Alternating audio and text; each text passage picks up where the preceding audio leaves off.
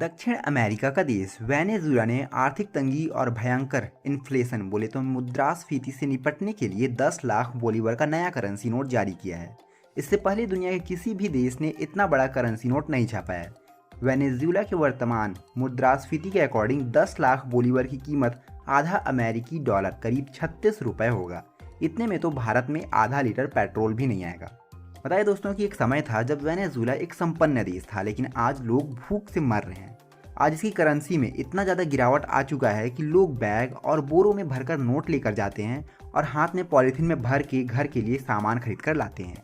Venezuela के केंद्रीय bank ने कहा कि देश की अर्थव्यवस्था को देखते हुए इतने बड़े करेंसी नोट को जारी करना पड़ा है। अगले हफ्ते में 2 लाख बोलीवर और 5 लाख बोलीवर के नोट भी जारी किए जाएंगे। वर्तमान में वेनेजुएला में 10,000, 20,000 और 50,000 बोलीवर के नोट प्रचलन में हैं। वेनेजुएला में भारत की 1 रुपये की कीमत 25,584 बोलीवर है। पिछले साल ब्लूमबर्ग की एक रिपोर्ट में बताया गया था कि वेनेजुएला की सरकार जल्द ही 10 लाख बोलीवर का नोट छापने जा रही है। इसके लिए इटली की एक फर्म से 71 टन सिक्योरिटी पेपर का आयात किया गया है। इस फर्म का स्वामित्व इटली की कंपनी बैन कैपिटल के पास है, जो दुनिया के कई देशों को सिक्योरिटी पेपर का निर्यात करती है। कस्टम की रिपोर्ट में सिक्योरिटी पेपर को मंगवाए जाने की बात का खुलासा हुआ था। बताया दोस्तों कि वेनेजुएला में 10 लाख बोलीवर के नोट अब सबसे बड़े मूल्य वर्ग का नोट बन गए हैं। हालांकि इसकी कीमत अब भी आधा US डॉलर ही है। इतने रुपए में यहाँ 1 किलो शक्कर या 2 किलो आलू ही मिल पाएंगे। वहाँ की सरकार लोगों को सहूलियत देने के लिए बड़े मूल्य वर्ग की नोटों को छापने की योजना बना रही है, जिससे आम लोग बड़ी संख्या में नकदी को लेकर जाने से बचेंगे। अब आइए जानते हैं दोस्तों कि आखिर वेनेजुएला में इतना बड़ा मंदी कैसे आया। दरअसल कोरोना वायरस, लॉकडाउन और तेल से मिलने वाले पैसों के खत्म होने से वेनेजुएला की अर्थव्यवस्था लगातार 7वें वर्ष मंदी में है।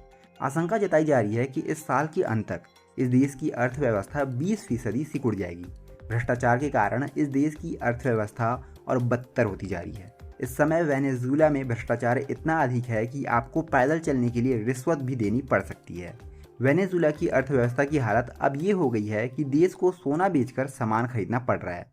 वेनेजुएला में लाखों लोग भूखे पेट सोते हैं क्योंकि उनके पास खाने के लिए भोजन नहीं है। एक रिपोर्ट के अकॉर्डिंग वेनेजुएला में लगभग 7 लाख लोग ऐसे हैं जिनके पास 2 वक्त का खाना खरीदने के लिए पैसा नहीं है।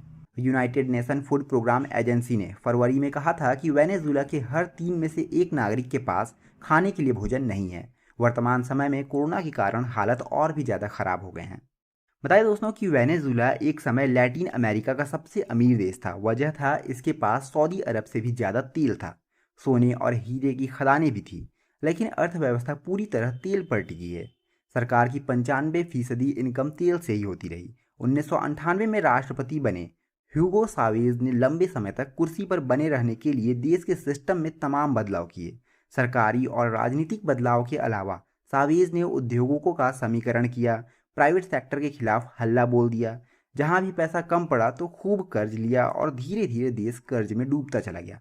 तेल कंपनियों से पैसा लेकर जरूरतमंद तबके पर खुलकर खर्च करने से सावेज मसीहा तो बन गए, लेकिन वेनेजुएला की इकोनॉमी में दीमक लग गई। बताया जाता है कि 2013 में सावेज ने मादुरो को अपना उत्तराधिकारी चुना था, जिन्हें विरासत में भारी भरकम कर्ज मिला। सावेज के कारण वहां की पॉलिटिक्स तो ऐसे ही चरमरा ही रही थी, साथ में तेल की कीमत भी गिर गई। तेल सस्ता होने पर इनकम घटी और गरीबी बढ़ी। वेनेजुएला में मुद्रास्फीति 2600% से अधिक चल रही है और इन तमाम कारणों की वजह से वेनेजुएला एक ऐसा देश बन गया जिसे 10 लाख का नोट जारी करना पड़ा। हालांकि उसका वैल्यू काफ़ी कम है। वीडियो पसंद आएगा दोस्तों तो इसे लाइक जरूर कर दीजिएगा और चैनल पर नए होंगे तो सब्सक्राइब जरूर कर लीजिएगा। मिलते हैं बहुत ही जल्द दूसरे वीडियो में, तब तक के लिए धन्यवाद।